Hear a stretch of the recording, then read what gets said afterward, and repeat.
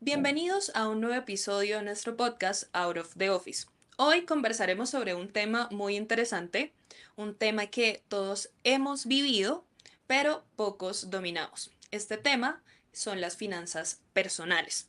¿Cómo es nuestra relación con el dinero?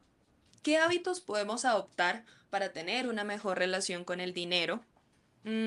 ¿Cuál es ese momento perfecto en el que puedo empezar a tomar decisiones financieras más inteligentes? Quizás nos hemos hecho muchas de estas preguntas o incluso preguntas más sencillas como cómo utilizar una tarjeta de crédito, eh, hablar de pronto sobre intereses, podemos hablar también sobre ahorros, bueno, muchos temas que se pueden venir a nuestra mente y que hacen parte de ese conjunto de hábitos y tips que debemos tener en cuenta para hablar sobre finanzas personales. Yo soy Natalie, la psicóloga del equipo, y está con nosotros Walter. Adelante. Hola Natalie, ¿cómo vas? Bueno, el día de hoy me parece que tenemos un tema bastante interesante. Yo, Walter, el ingeniero industrial del equipo, digamos, me he empapado un poco también de todo lo relacionado al mundo de las finanzas, pero siempre estamos aprendiendo, estamos en constante, digamos, entrada de información a nuestra memoria, a nuestra cabeza, y ese tema de cómo tener una inteligencia financiera me parece que es muy relevante. Muchos jóvenes hoy día empezamos a mover dinero cuando tenemos nuestro primer flujo de caja proyectado. Muchas veces no sabemos tomar decisiones de manera acertada, no sabemos bien cómo es el valor del dinero en el tiempo, y esos temas que pueden ser de mucha relevancia para nuestras vidas, para nuestro futuro en especial, van a ser esenciales. Y desde hoy esperamos que esto se convierta en una conversación amena para todos los que nos ven o nos escuchan. Entonces, gracias, Nat. Listo, súper. Bueno, para hablar sobre este tema, hemos traído un experto en finanzas, un invitado especial al cual le vamos a dar paso en este momento. Está con nosotros hoy Carlín David Díaz. Hola, ¿cómo están? Gracias por el espacio, Natalie Walter. Un placer estar aquí con ustedes para hablar de este tema que debería ser de lo más común, pero no suele ser tan común como pensamos. Así que bueno, para mí es un placer poder acompañarlos en este espacio y poder aclarar esos interrogantes que de un principio ahí ya plantearon. Bueno, para abordar este tema, vamos a tratar tres aspectos claves. Uno de ellos es hábitos, hábitos en general en cuanto al tema de finanzas, el tema de ahorro y por último vamos a hablar sobre la gestión de deudas. Y antes de iniciar, pues como siempre, invitarlos a suscribirse, a darle un me gusta y que también nos puedan compartir las posibles preguntas que puedan tener o que puedan surgir a raíz de esta conversación allí en la cajita de comentarios. Hábitos financieros. ¿Qué hábitos hacen que una persona sea financieramente responsable? Bueno, Natalie, para responder este interrogante es crucial irnos un poco hacia atrás y entender los distintos focos que esto puede tener. En tu caso, que tienes un enfoque de psicología, estudiaste esta carrera, sabes que los primeros hábitos se desarrollan en la infancia. Es el momento oportuno para nosotros poder adoptar estos hábitos que nos van a definir en el futuro, ¿cierto?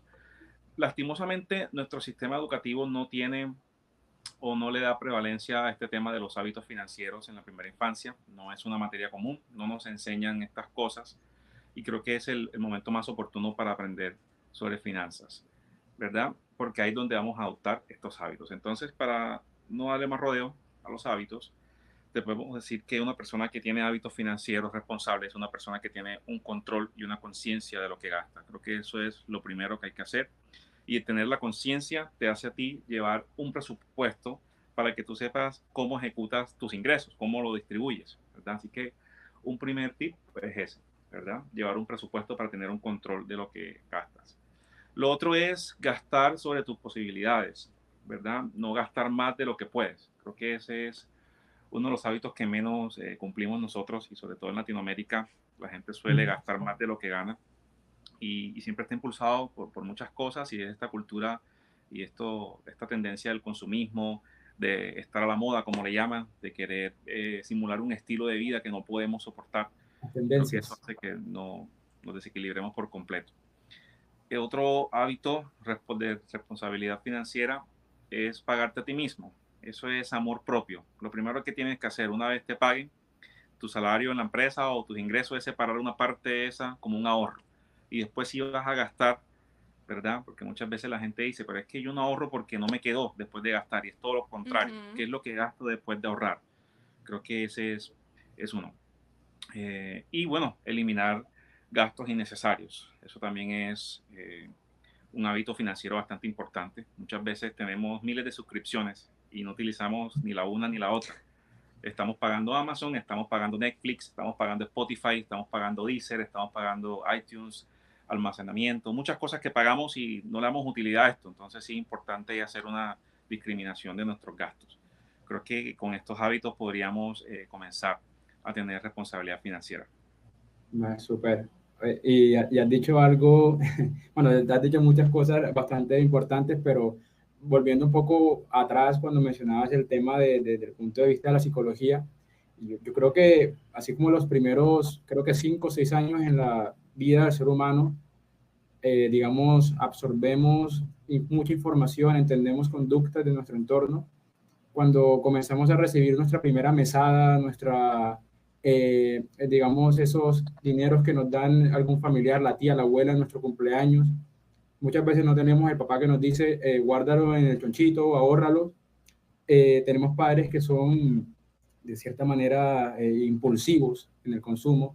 Tú ves al papá que vive dándole todo a los hijos y tal, pero no llegan a fin de mes y seguramente eso se vuelve casi que una cadena en el estilo de vida de los chicos, los jóvenes.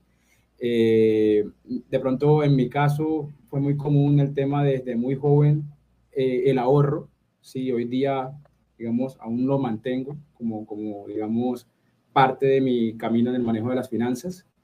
Sin embargo, sé que hay muchos adultos, mayores inclusive, que, digamos, antes de llegar a tener esa inteligencia financiera, no tienen esa inteligencia emocional, no manejan bien sus impulsos, tienen que vivir compensándose. Esa área de la recompensa es a cada ratico, me merezco esto otro, terminan comprando de más. Y mientras más gano, más gasto. Y se vuelve esa conducta una especie de bola de nieve, en el que gasto incluso hasta lo que no tengo. Es como algo muy típico que he notado en alguna etapa de mi vida, también habré pasado por algo similar. Pero yo creo que uno va aprendiendo a medida que vive estas experiencias. Bastante interesante lo que mencionas, Walter. De hecho, precisamente el mejor momento es en esta infancia cuando nos comienzan a dar nuestros primeros recursos para la mesada, como lo llamas. Pero no todos los padres te inducen al ahorro en ese momento. De decirte, mira, esto que te doy deberías guardar algo. No suele pasar. Y también en la forma en cómo lo abordamos. Porque cada peso que uno tiene de niño son semillas que en el largo plazo se van a convertir en árboles que van a generar frutos. Hablando un poco ya en términos, digamos que metafóricos, pero eso es el dinero. El dinero hoy, si lo usas inteligentemente, va a crecer y te va a generar frutos, que nosotros en finanzas le llamamos el interés compuesto. Pero bastante interesante lo que dice y sobre todo el tema emocional. Yo creo que el dinero es más un tema de emociones, porque muchas veces cuando vivimos con el afán y la necesidad de aparentar algo que no es, tomamos decisiones por impulso y no desde la lógica, no razonamos, no tomamos decisiones inteligentes y es tal cual así como lo has mencionado muy bien. Yo tengo una ¿Vale? pregunta que creo que puede abarcar también lo que ya han mencionado y que posiblemente puede venirse a la mente cuando hablamos sobre esto. Y es, ¿cómo sé que estoy gastando más de lo que puedo? Natalie, cuando no te alcanza para poder cubrir tus deudas, preocúpate. Creo que ese es el mejor síntoma para tú saber de que definitivamente ya estás sobrepasando el límite, ¿verdad?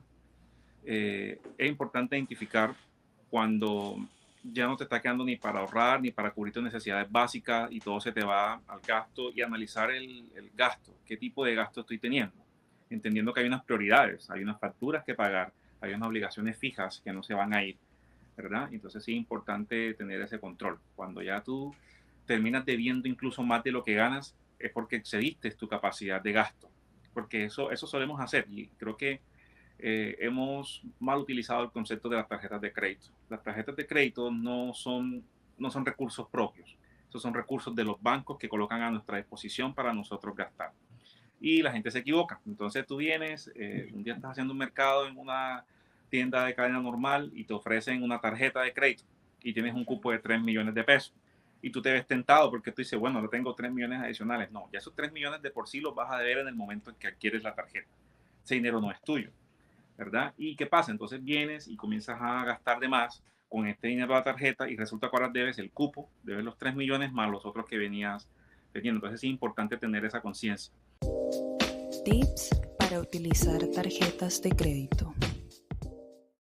Que se toca un poco el tema de las tarjetas de crédito, también como para poder conocer unos tips para poder utilizarlas correctamente, y también si hay de pronto alguna edad en la que se recomiende de pronto tener una tarjeta de crédito. Y aquí muy rápido les cuento, hace como unas 2 semanas más o menos, mi hermana, que tiene 18 años, me dijo, Nati, ¿crees que es momento para que yo saque una tarjeta de crédito? Me quiero comprar un celular y demás, pero mi hermana no tiene un trabajo, no tiene un ingreso fijo.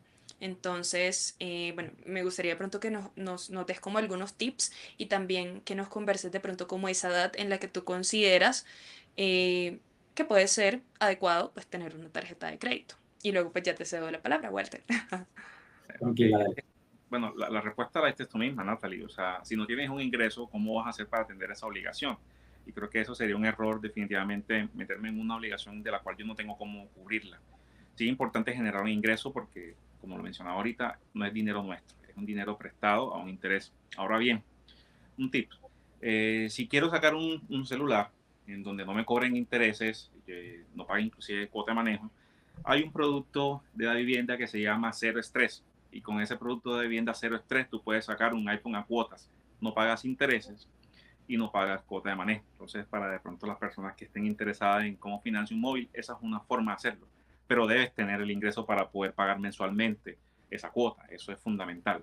La edad perfecta, yo creo que en el momento en que tú puedas generar ingresos y atender obligaciones, es la edad perfecta. O sea, el momento, no hay una fecha o una edad propicia. Tiene que ser el momento en que puedas atender esa obligación. ¿Cuál es la ventaja de utilizar la tarjeta de crédito a temprana edad? El historial crediticio.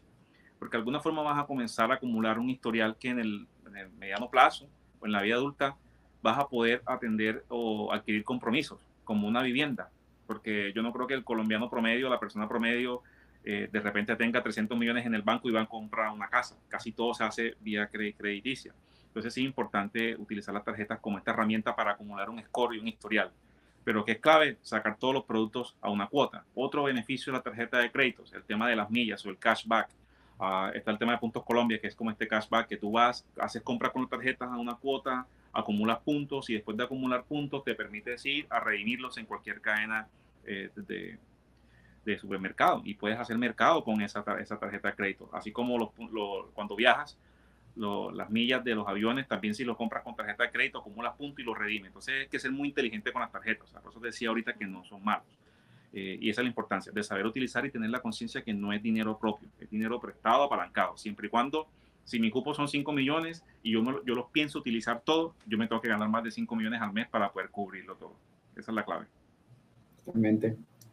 Bueno, y creo que Natalie le vamos a compartir al final este video a tu hermanita para que le quede ahí de referencia. Ya sabemos que pues no hay ingresos, preferiblemente no permitirnos aún esa tarjeta de crédito, puede esperar un poco más. Ahorros. Hablemos un poco sobre el ahorro. David, cuéntanos cómo una persona que nunca ha ahorrado o que en general no tiene el hábito del ahorro, ¿cómo puede empezar a ahorrar? Ok, bueno, mira, Natalie, es muy importante que los hábitos se comiencen a cultivar desde la infancia. Digamos que esa es una etapa en la que el individuo está aprendiendo demasiado, está absorbiendo demasiado, y es donde comienza a desarrollar sus hábitos, ¿cierto? El ahorro es un hábito, ¿ya? Es una práctica que se va adquiriendo y se va fortaleciendo con el tiempo.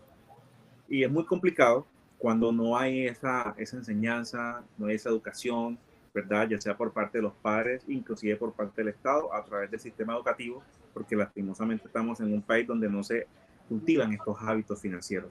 A los niños no le hablan del ahorro en la escuela, ¿verdad? Nunca le dan tips de nada. Entonces es muy importante que en esta infancia, pues tus padres, esa mesada que te dan para la famosa merienda que le llaman, tú de ahí puedas destinar una partecita de ese ingreso para el ahorro, ¿verdad? Hay culturas como las asiáticas que son muy admirables. Al final del año, pues los padres les regalan como un sobre a los hijos con un dinero para que comiencen a ahorrar.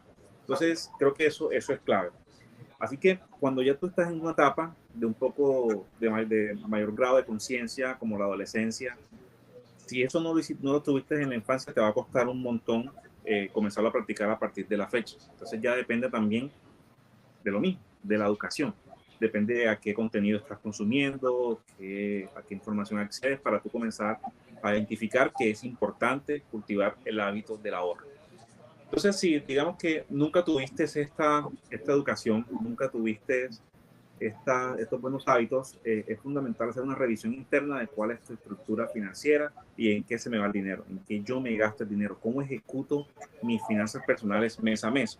Nosotros tenemos un ingreso y ese ingreso se hace una distribución.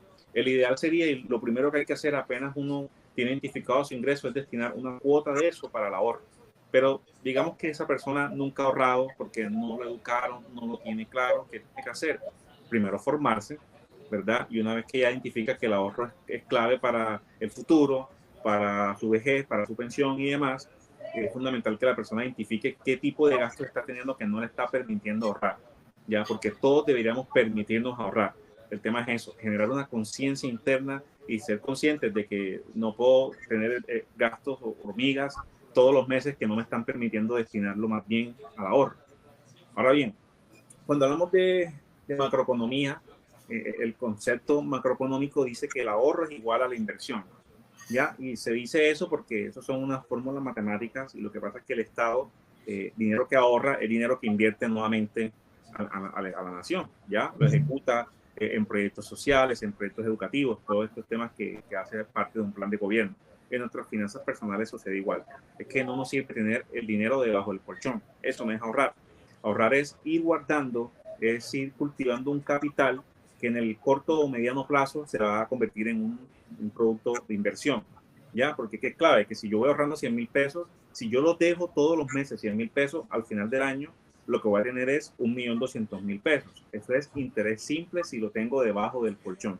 Pero si yo comienzo a abrir un producto como un CDT que me puede dar el 9% efectivo anual, abro una cuenta de ahorro de todas estas fintechs, que son todas estas aplicaciones tecnológicas que no tienen toda la burocracia de un banco tradicional, como Luloban, Newbank, todas estas cosas que son alternativas, me puede dar también un 11, un 10% efectivo anual. Es mejor tener el dinero allí porque ese ahorro me está generando intereses y rendimientos a lo largo del año. Entonces no voy a tener 1,200,000 si lo dejo debajo del colchón, sino 1,300,000, por poner un ejemplo.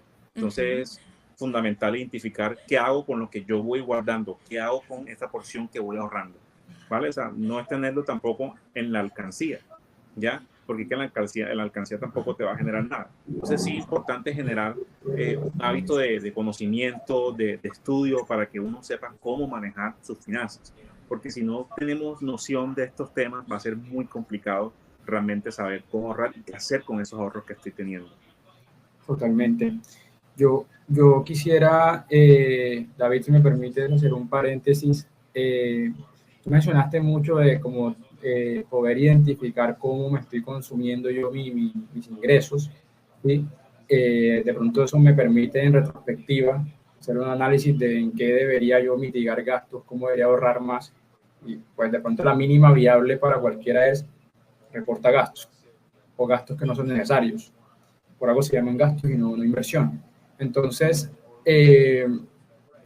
yo en algún momento, digamos, cuando empezando este recorrido y tener mi primer ingreso, gastar, consumir, la simple era, nos íbamos al Excel y íbamos registrando uno a uno los gastos, lo cual era al principio un poco tedioso y de hecho fueron saliendo herramientas o digamos, aplicativas para subsanar esto. Por ahí una que estoy usando, le hago propaganda, pero recientemente, o en el último año, que se llama My Wallet, me ha permitido a mí de pronto ir como diligenciando por rubros, ¿sí? Por mis rubros, cuáles son mis gastos. Y de hecho también pues un rastreo de mis gastos hormigas. de cierta manera, sé en qué rubro estoy consumiendo más que otros y me hace esa analítica al final del periodo, lo cual considero es muy chévere porque me permite, como te lo mencioné en retrospectiva, ver en qué estoy gastando más, en qué podría recortar y cómo podría priorizar más otros rubros que a lo mejor pues estoy descuidando. Entonces me parece que puede ser una buena estrategia y de pronto complementando un poco lo que has dicho para aquellas personas que se descontrolan mucho con digamos, esa trazabilidad de su información de su consumo. Pero al fin y al cabo no es registrar el detalle porque a veces es difícil, pero sí en la medida de lo posible como tener esa cultura, ¿cierto? Que nuestros hijos incluso la hereden. Mira, Es la idea. valioso que mencionas, y en esencia es así. Hoy día existen muchas modalidades de poder identificar y registrar, hacer un balance de cómo estoy mes a mes. Conozco la aplicación que menciona, la verdad es que es muy buena porque te resume todo como en grandes categorías. De hecho, yo que he impartido algunas sesiones de finanzas personales, ¿verdad? En compañías y empleados y demás, es bastante curioso porque yo creo que lastimosamente estamos en una sociedad que le cuesta mucho el tema del ahorro. Sí. Porque yo he compartido plantillas, yo he compartido cosas fáciles, o sea, metodologías sencillas, me he puesto al servicio y no siempre las personas son receptivas. O sea, les cuesta realmente desprenderse de todo lo que el estilo de vida que sostienen, que encargan. He escuchado cosas como que dicen que a mí me gusta tomar una cervecita los fines de semana y es algo que me va a costar dejar.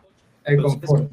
es complicado, o sea, Sí. hay un tema de trasfondo psicológico de la sociedad Y lo que que tú es mencionabas de que ese hábito normalmente viene desde que somos pequeños. Entonces también en adultos el hábito del no ahorro, del no me puedo quitar este gasto de esta cervecita el fin de semana, también es difícil porque son malos hábitos que vienen desde hace muchos años. correcto, correcto, y es muy complicado. Y a pesar de que cada vez más la sociedad está en la era digital, hoy día con el tema Bancolombia te permite a ti generar, así como mencionaba Walter, al estilo de MyWallet, te permite a ti identificar en qué te gastaste el dinero, mercados y todo, y cada vez que tú pagas con contacto, eso te va alimentando esa base de datos, pero bueno, está el tema del efectivo, entonces ahí se pierde la trazabilidad. Sí, Pero claro. aún así la gente no es consciente de esa herramienta, ¿ya? Y a pesar de que está ahí, le da pereza, ¿sabes? Entonces es muy complicado y por eso insisto mucho en el tema de la conciencia, porque es que la conciencia, Natalie, tú muy bien lo sabes como psicóloga, la conciencia es un concepto muy profundo y la conciencia invita mucho al ser humano a como un despertar, ¿sabes? Es como un renacer y no es tan sencillo decirle a la persona de la noche a la mañana, deja de comprarte esto, deja de pagar estas suscripciones, deja de salir los fines de semana, o sea, no es tan sencillo. Entonces creo que hay que hacer una mezcla idónea y por eso también mencionaba que si estos hábitos no vienen desde la primera infancia, va a costar un montón que en la vida adulta se tengan, a menos que toque fondo, porque una de las maneras de despertar la conciencia es tocar fondo. Una vez uno toca fondo, es que uno dice, ¿qué estoy haciendo con mi vida? ¿Verdad? Sí. ¿Qué estoy haciendo con mis acciones? He tocado fondo, estoy en la quiebra, me declaro en bancarrota, eso de alguna forma sí te lleva como a un despertar. Entonces es la única forma.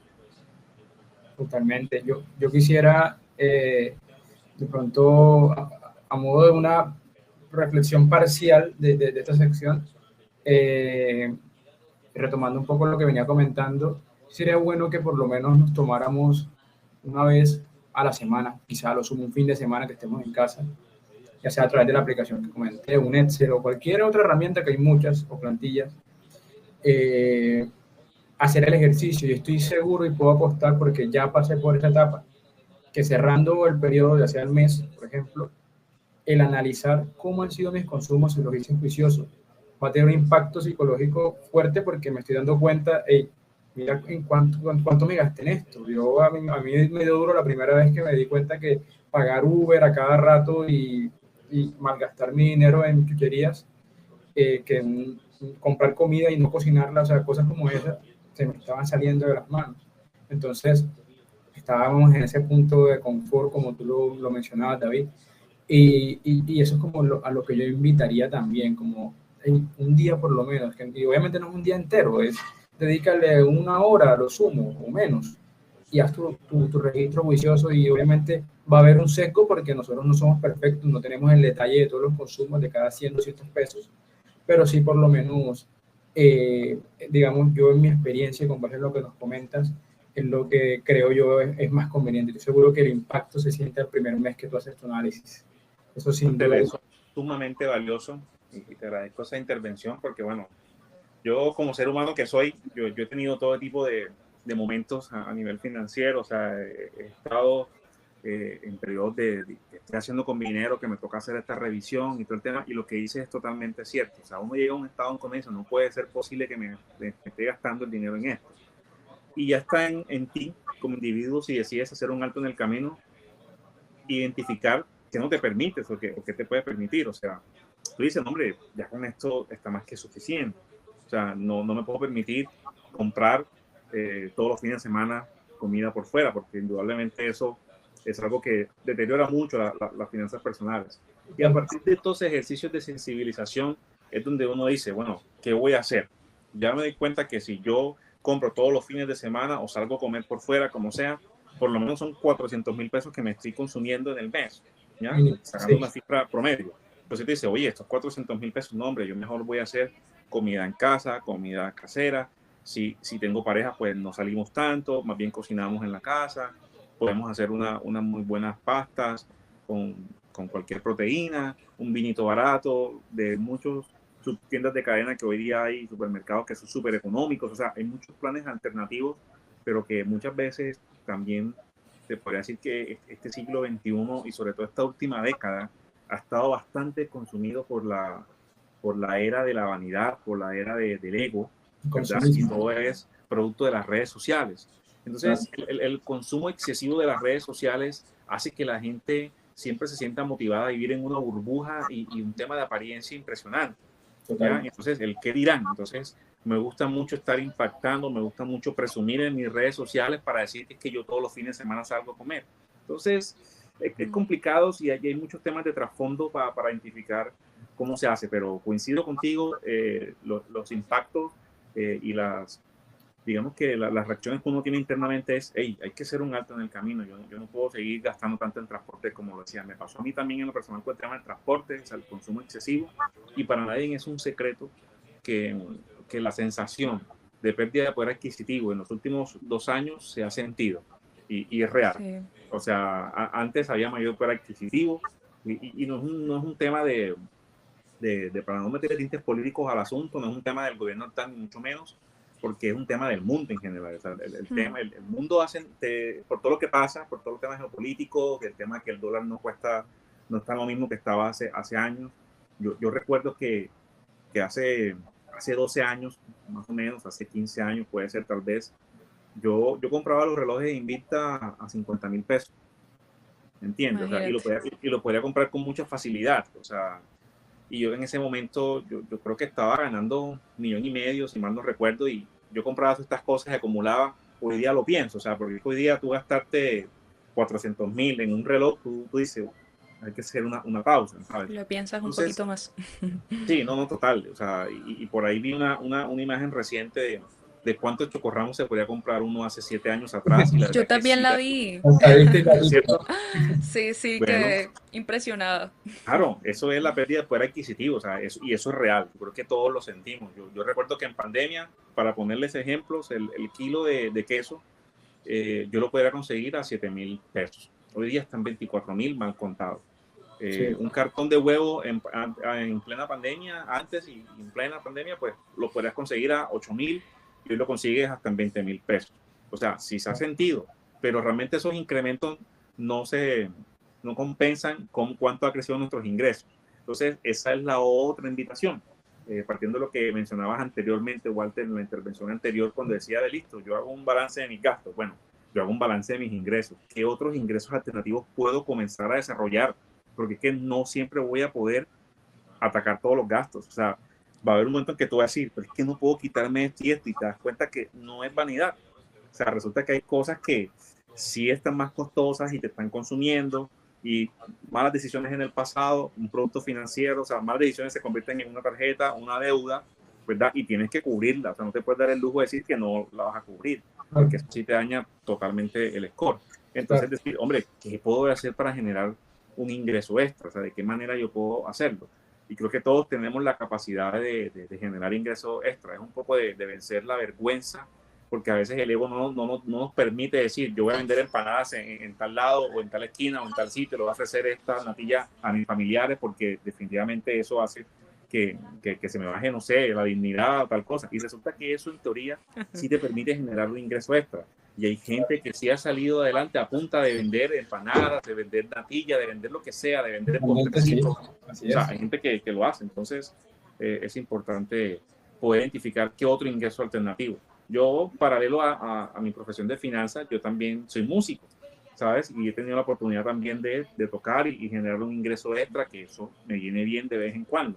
Entonces, o sea, listo, fue un don que yo fui desarrollando y de manera empírica sé que otras personas tienen un don maravilloso también para hacerlo. ¿Ya? Entonces, hay maneras, o sea, es cuestión de vencer ese miedo, ese ego que nos paraliza, porque el ego paraliza realmente. Entonces, vencerlo para poder tomar acciones en nuestra vida.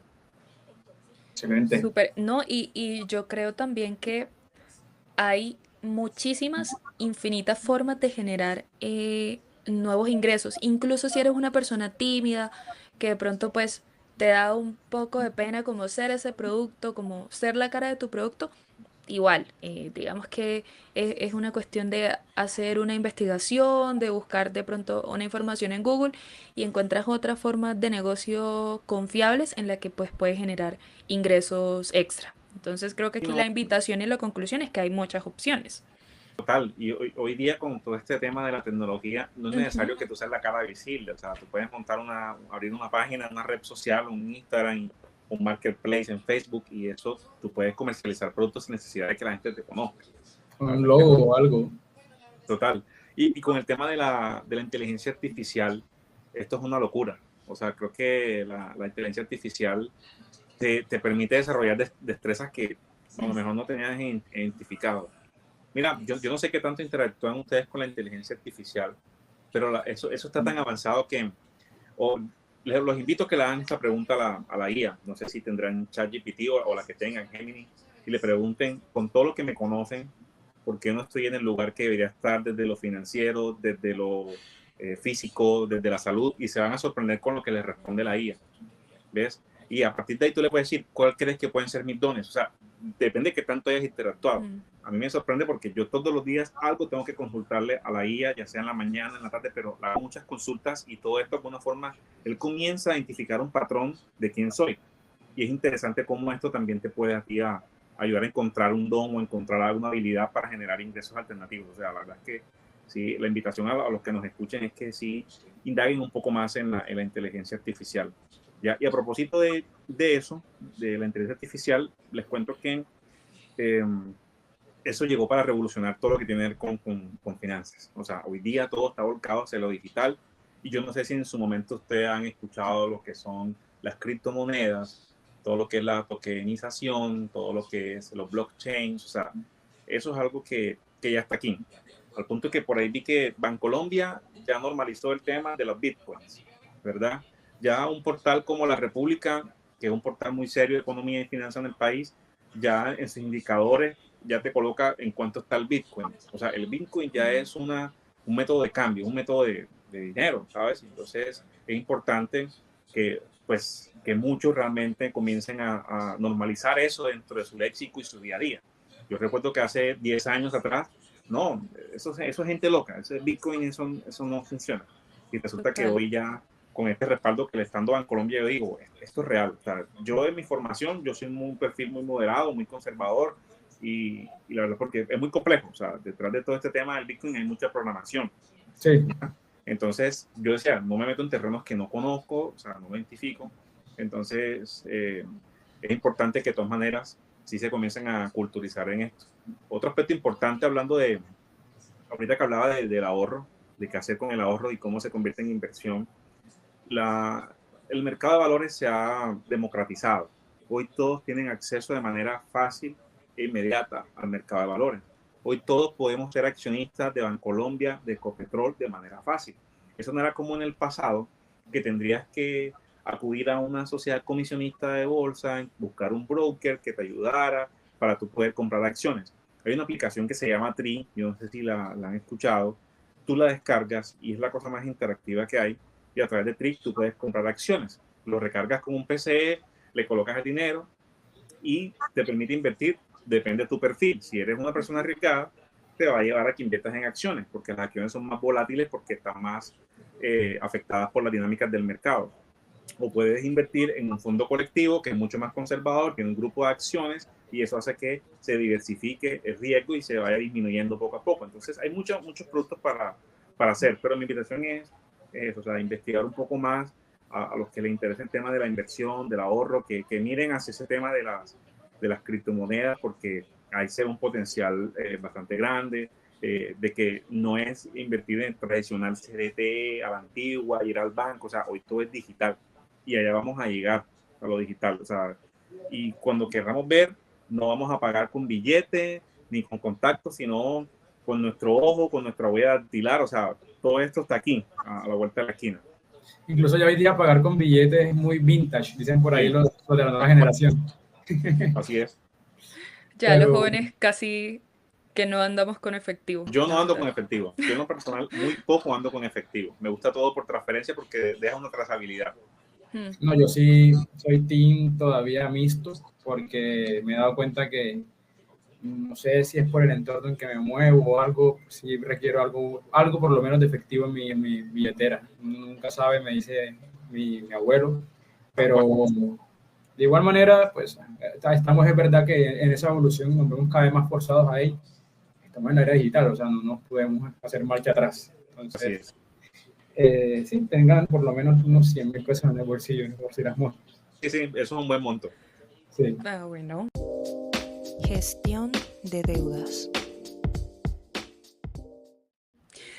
Bueno, hablemos un poco sobre la gestión de deudas. Y yo tengo una pregunta que está ligada un poco también al tema del ahorro que ya venimos conversando.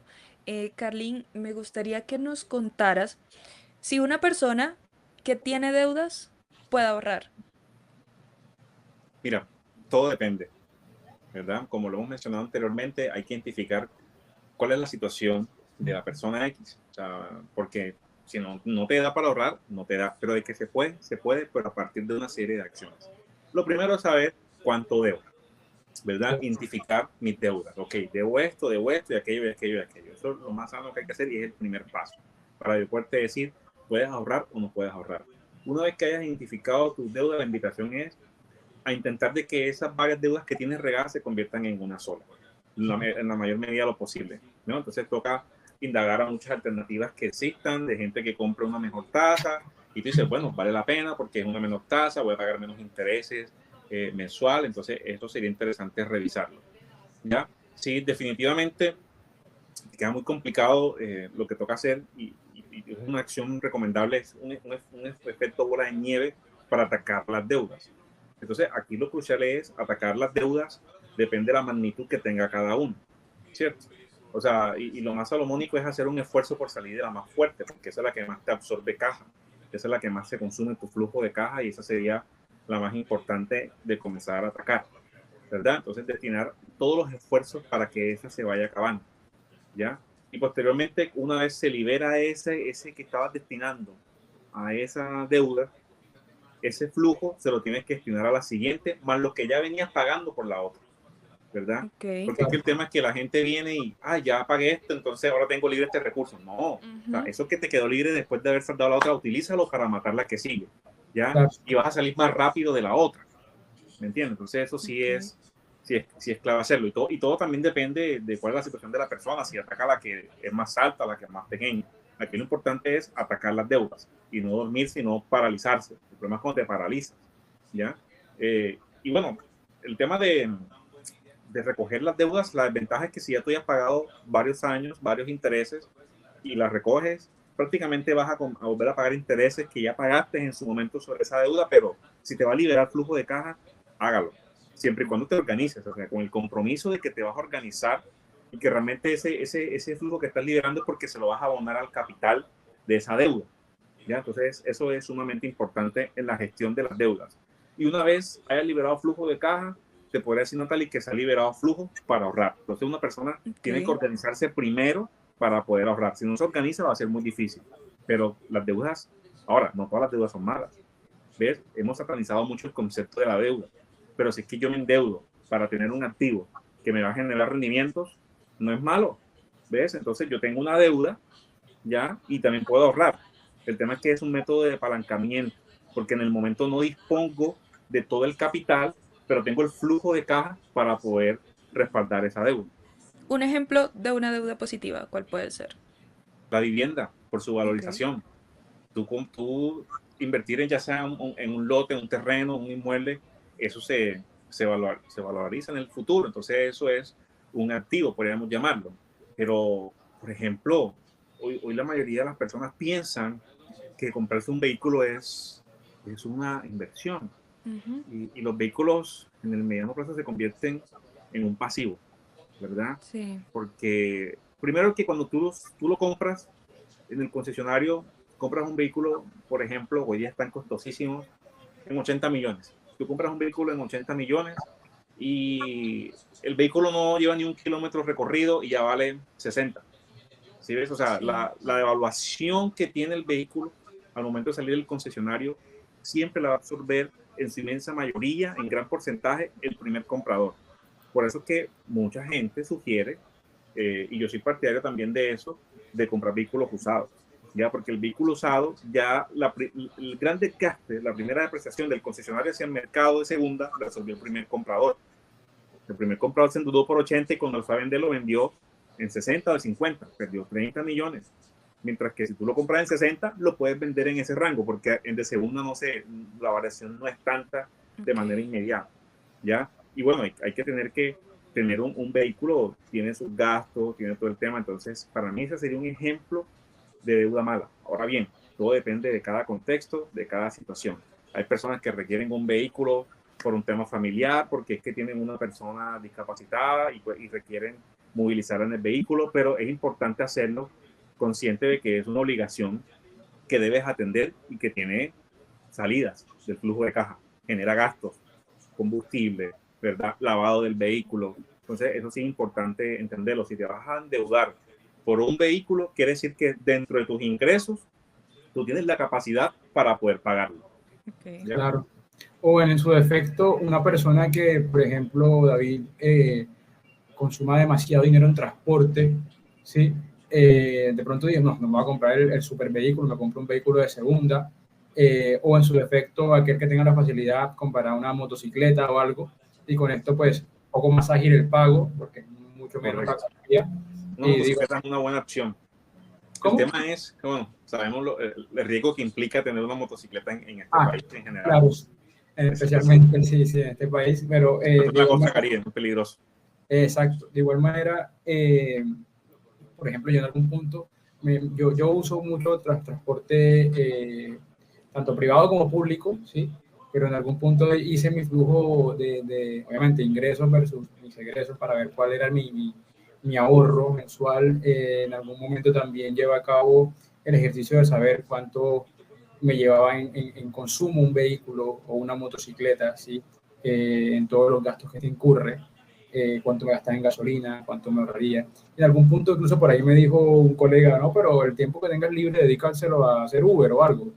Y yo le decía, pues, no sé, porque pues trabajo tiempo completo, complicado.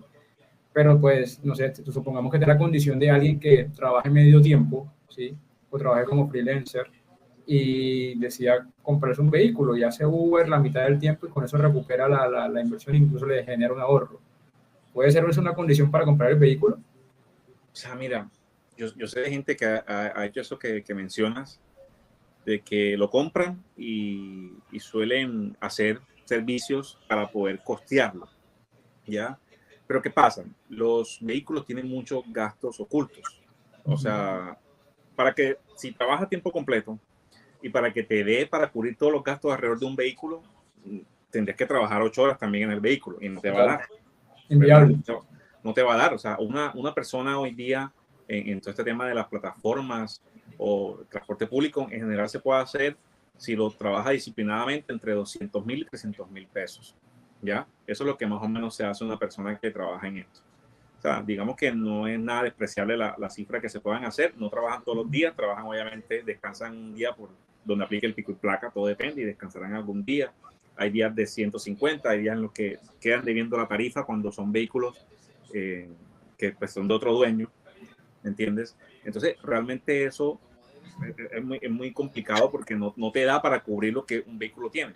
¿Y qué pasa? La gente no tiene en cuenta que el vehículo cada año tiene que pagar un impuesto y ese impuesto no son 3 pesos. Las llantas tienen que cambiarlas cada cuánto y la gente no provisiona. Al no provisionar, cuando quieres ver, no es que tengo que sacar 2 millones para pagar el impuesto ahora y no los tienes porque no hace parte de tu día a día. Entonces, la disciplina de tener un vehículo es poder tener un fondo de emergencia mensual que se va acumulando para cuando salgan estas eventualidades. Y Claro. cuando es de segunda, lo recomendable es que no dures más de 4 o 5 años con ese vehículo. ¿Ya? O sea, la idea es rotarlo. Si son segundas, rótalo, porque es que el vehículo se va deteriorando demasiado y si lo haces de tu uso diario, con mayor razón, rótalo porque el vehículo se va desgastando. Y más en la costa. Exactamente. Así es. Entonces aquí se complica mucho más el tema y eso hace que obviamente ahí va a ser más difícil salir del carro y pasas más en el taller que en tu casa. Entonces es bastante complicado. Bueno, O sea, es muy práctico tener una motocicleta, pero bueno, como te mencionaba, pero ya eso va en decisión de cada quien. Y hombre, y también el tráfico, o sea, el tráfico cada día es más caótico en todas las ciudades. Ciudades como Cartagena, Bogotá es súper complicado porque es que todo el mundo compra y compra y compra vehículos y ya no hay tanta infraestructura vial, una malla vial que soporte tanto vehículo, la contaminación, o sea, hay que utilizar las dos cosas, tanto como el transporte público y todo lo que se pueda. Bogotá que tiene más alternativas, se puede utilizar la ciclorruta, todo ese tema está mucho más interesante. Bueno, David, súper interesante y me gustaría de pronto traer a colación un caso hipotético. Creería yo que la media de los que escuchan este podcast esté en la situación de, no sé, ser un joven asalariado promedio con un ingreso, 2, 3 salarios mínimos, que tiene deudas de diferentes fuentes, tiene deuda del banco, tiene la tarjeta de crédito, de pronto no ha sido el uso, pues ni el mejor ni el peor.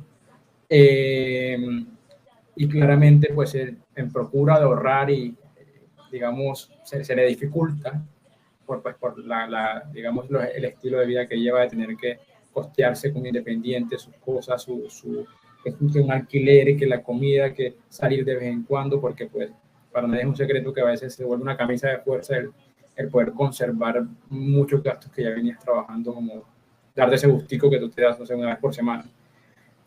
¿Qué estrategia tomando como, digamos, de referencia ese caso hipotético, pueden establecerse, proponerse a ese joven, a esa persona que está en esa situación y quiere salir de deudas porque está superando, no sé, ponle un margen mayor a su 50% de los ingresos?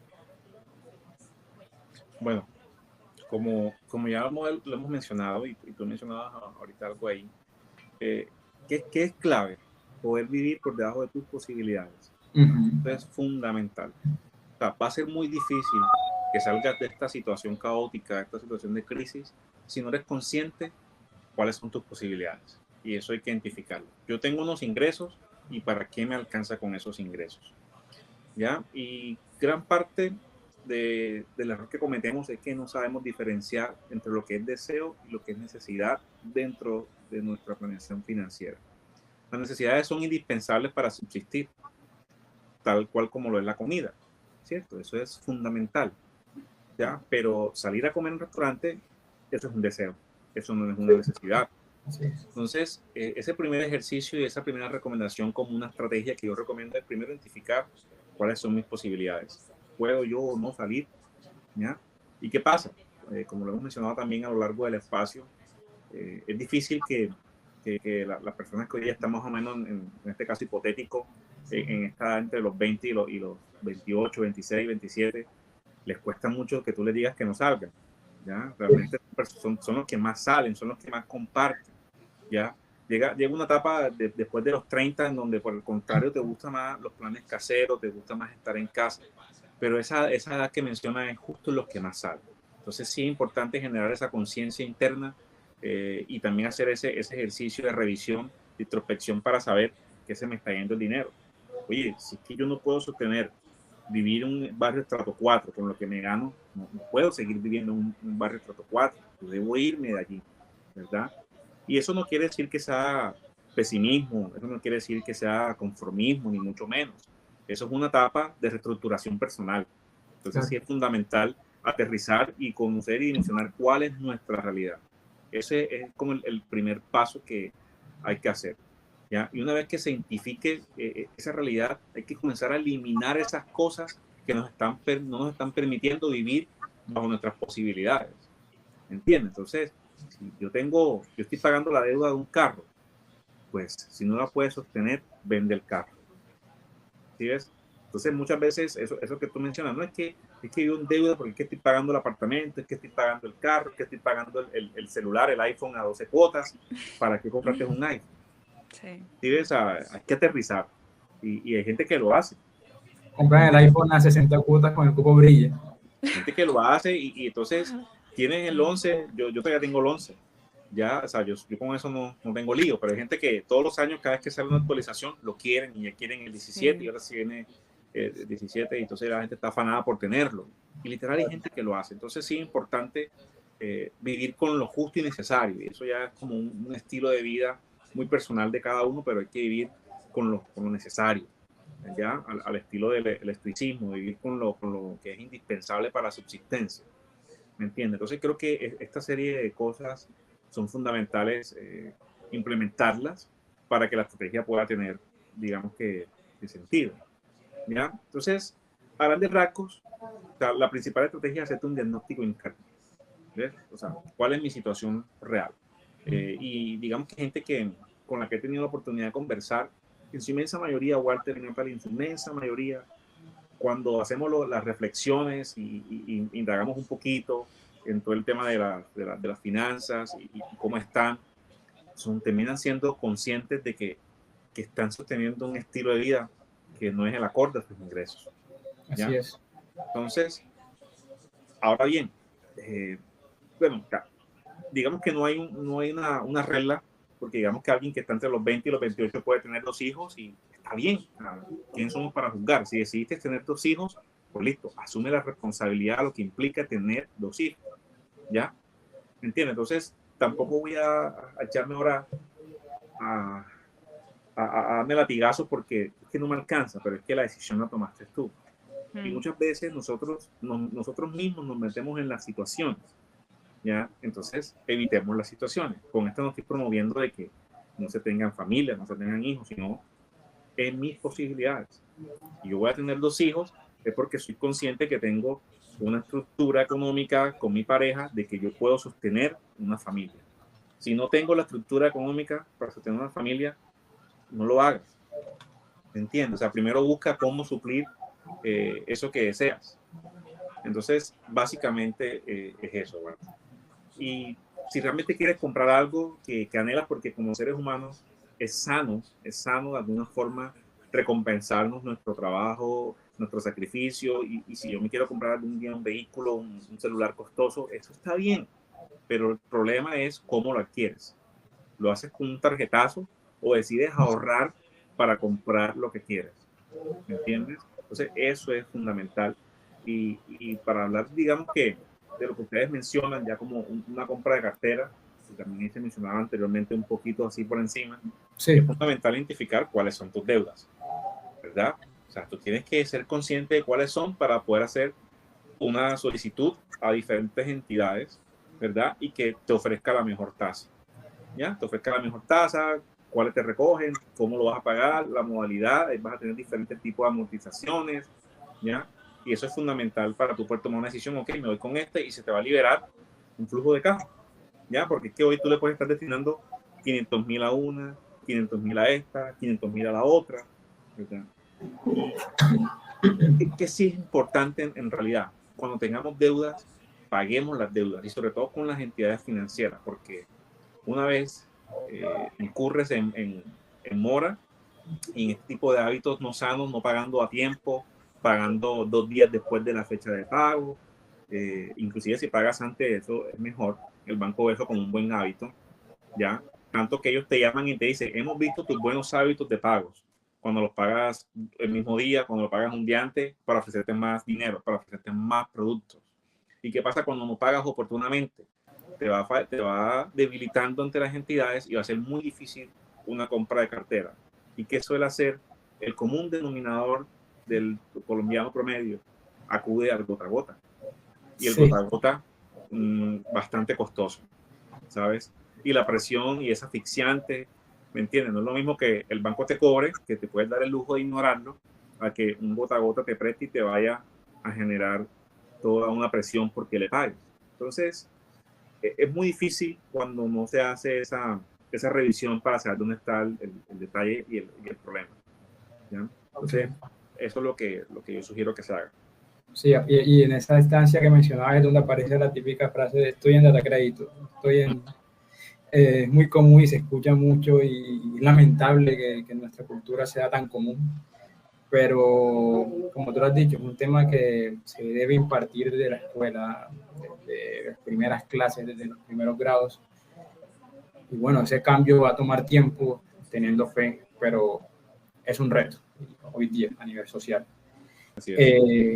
Yo de pronto, como para ya ir llegando a la conclusión, que nos gustaría de pronto de tu parte, David, tener una reflexión de todo esto que hemos conversado referente a las finanzas personales. Un tema que yo quería traer a colación también, referente de pronto a esta cultura de ahorro y mitigar deudas, o de cuando mencionaba lo de priorizar ciertos rubros, no sé si recuerdas. En algún momento, mientras te escuchaba, recordé un tema en administración que se llama la famosa, si no me equivoco, pirámide de Maslow, la pirámide de las necesidades, se conoce, en la cual el hombre o el ser humano tiene unas necesidades básicas primarias, después vienen unas necesidades más de estatus y por último las que son más como de ocio y demás. No recuerdo exactamente los eslabones, pero obviamente siempre en la base de la pirámide están las necesidades básicas. Eso me instó a mí en algún momento, de pronto curioseando y buscando la manera de optimizar, digamos, o mitigar ese impulso que tiene el ser humano de quiero darme este gusto, quiero darme este otro, tomé la pirámide de necesidades de Maslow y inventé, bueno, no inventé nada, tomé esa base de referencia para agrupar esos deseos, ¿sí?, que tenía o eso que yo sentía que necesitaba, realmente en qué categoría iba. Obviamente para ello establecí una escala, unas descripciones de cada eslabón, pero me permitió a mí haciendo el ejercicio poder darme cuenta en la lista del primer eslabón cuántas cosas tenía como necesidades básicas antes de pasar a las de ocio o a las de estatus.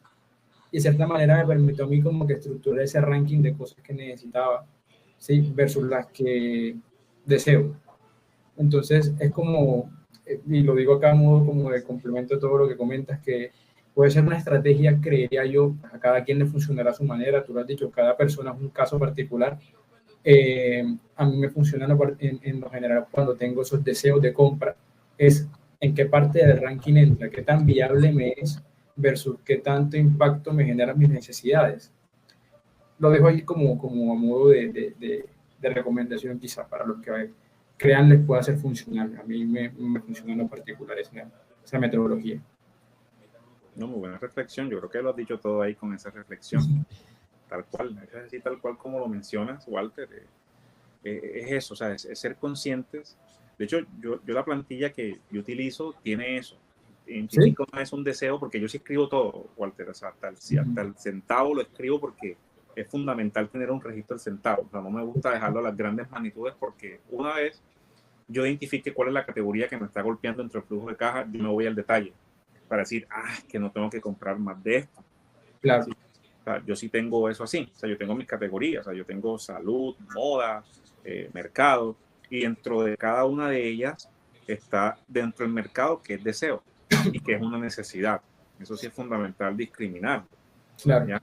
Entonces, ¿qué pasa? ¿Qué son deseos dentro del mercado? O sea, comprar Chocolisto, Milo, panes, el ponqué, los mecatos. ¿Cómo que los panes son deseos? Son deseos, porque hay muchas alternativas y fuentes que son más económicas realmente para alimentarnos. Claro. Ya, o sea, tú te puedes comprar un pan, Natalie, pero el tema es cuando te compras el pan de queso, el pan dulce, el pan de rosca, o sea, te compras una serie de panes y es donde yo voy. Tú te puedes En la comprar un variedad pan está el helado. placer. O con qué frecuencia lo hagas. O sea, Sí. va. Sí, exacto. Entonces, sí es importante identificar eso y tener esa conciencia, ¿ya? Pero nada, creo que lo resumiste muy, muy bien y con ese ejemplo muy bien definido y que Natalie lo domina a la perfección, porque esa es una de las premisas de su formación. Y realmente es así.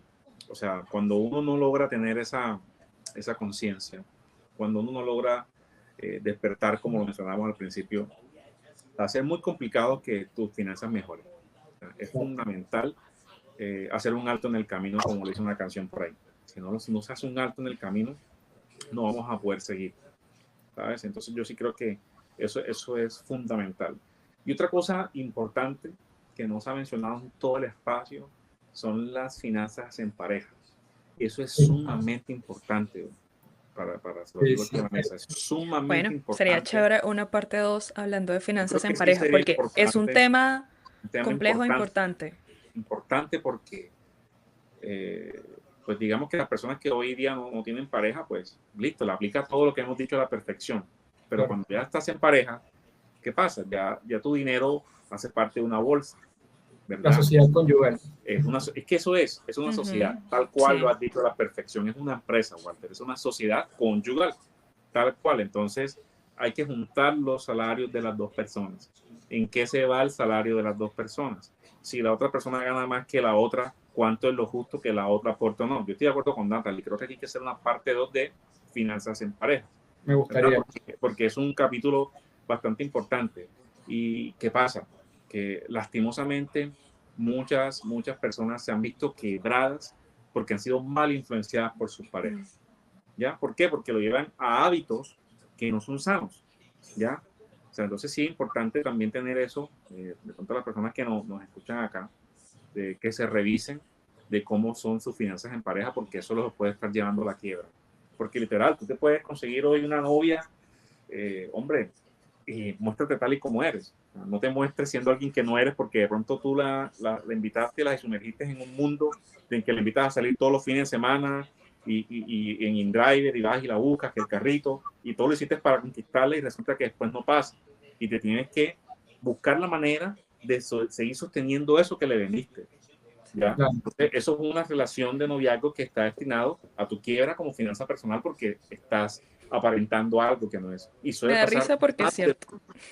sí, suele pasar más de lo que ustedes creen. Sí. Tal cual. Entonces, por eso sí es importante mostrarse tal y como uno es. Y no solamente hablando a nivel de noviazgo, sino también a nivel de matrimonio, ¿verdad? O sea, hay gente muy vanidosa, hay gente que no sé si ustedes los han notado cuando hacen el mercado, que te ven la familia y el carrito lleno de todas estas cosas que les estoy diciendo. O sea, tienen, mejor dicho, como para que les vean, miren el carro que tengo lleno. Claro. Y ahí uno ve qué tan sanos o no son las finanzas en la familia. ¿Sí? Yo en mi caso, ya que mencionaste eso, y me acordé enseguida porque, bueno, yo claramente yo ya llevo un tiempo con mi novia y pues yo en mi caso sí soy un tipo detallista en la cuestión y pues siempre me he presentado y he sido de esa manera. Claramente uno en su medida ejerce o provee como caballero, pero digamos una estrategia que tengo yo con mi novia, y es como un spoiler de pronto, como lo decías tú, Natalia, para el siguiente capítulo, es algo que tomo de referencia. Nosotros tenemos un bolsillo, digamos, de emergencia, ¿sí? En donde al mes, iniciando el mes, recibimos nuestro salario, finalizando el mes y iniciando el mes ya tenemos en nuestro bolsillo colocado un monto de emergencia que nos permita a nosotros subsanar esas heridas financieras que van saliendo a lo largo del mes de manera atípica, ¿sí? Que si tuvimos una urgencia médica, el bolsillo, ¿sí? Porque de pronto no nos alcanzaba con lo poco que ganamos. Si tuvimos una necesidad particular o un evento particular y de pronto se nos escapaba de nuestro presupuesto, pues nos apalancamos, pero sabemos que mensualmente tenemos el bolsillo como referencia. Y puede ser una buena práctica, de hecho, a nivel de ahorro, porque obviamente el bolsillo nunca se acaba al 100, o por lo menos procurar que no se acabe al 100, pero puede ser como que me esfuerzo en pareja claramente a que alimentamos nuestro bolsillo al inicio cuando recibimos nuestro salario y tenemos eso ahí, no contamos con eso, a no ser que sea una emergencia. Entonces puede ser una buena práctica y me gustaría, David, como les he dicho, porque siento que es un tema que tiene muchas buenas prácticas y recomendaciones y cositas de pronto que ni sabíamos que pueden ser una estrategia en pareja para digamos, hacer sostenible la relación a nivel financiero. Sí. David, agradecerte muchísimo el espacio. Creo que nos has dado, o realmente nos has dado muchísima información de mucho valor. Hemos aprendido muchos conceptos y muchos datos importantes a la hora de ahorrar, de gestionar nuestras deudas. Creo que en general nos llevamos una visión un poco más amplia en este tema de las finanzas, que, bueno, realmente podríamos hablar muchísimo sobre ellas, pero creo que en este momento nos llevamos información muy, muy valiosa. Entonces, de verdad, agradecerte muchísimo el espacio. Obviamente a Walter también, que pues siempre está presente. Y bueno, realmente solo me queda decir eso. Y bueno, realmente pues poder invitarlos a las personas que nos escuchan o que nos ven, que pues puedan investigar muchísimo más sobre este tema, porque todavía hay mucha tela por cortar. Y es hora de empezar. Si no hemos empezado a ahorrar, es hora de empezar a mirar cómo gestionamos nuestras deudas o cómo gestionarlas mejor. Entonces, no, pues por mi parte eso sería todo. De verdad agradecerte y bueno, de esa forma pues finalizaríamos nuestro podcast del día de hoy. No, Muchas muchas gracias gracias. a ustedes, a Walter y Natalie, por fomentar este tipo de espacios bastante valioso. De verdad que esto enriquece muchísimo. Yo también me voy con muchos aprendizajes. Ahí Walter con preguntas muy interesantes que en el camino siempre me llevan me ponían a pensar internamente. Me hacía recordar muchas cosas y experiencias vividas. Así que nada, un espacio muy enriquecedor. Se los agradezco un montón. Presto para los que quieran, las sesiones que quieran. Ahí vamos cuadrando la agenda. Natalie sabe que es un poquito complicado, pero siempre presto para poder servir, que eso es lo que Claro es que sí. en realidad. Un placer de verdad. Muchas gracias. Muchas gracias a ti, David. Un placer tenerte por acá, un gusto conocerte. Entonces, bueno, siendo la despedida del podcast, ya saben a todos que estuvieron out of the office y nos vemos en un próximo capítulo.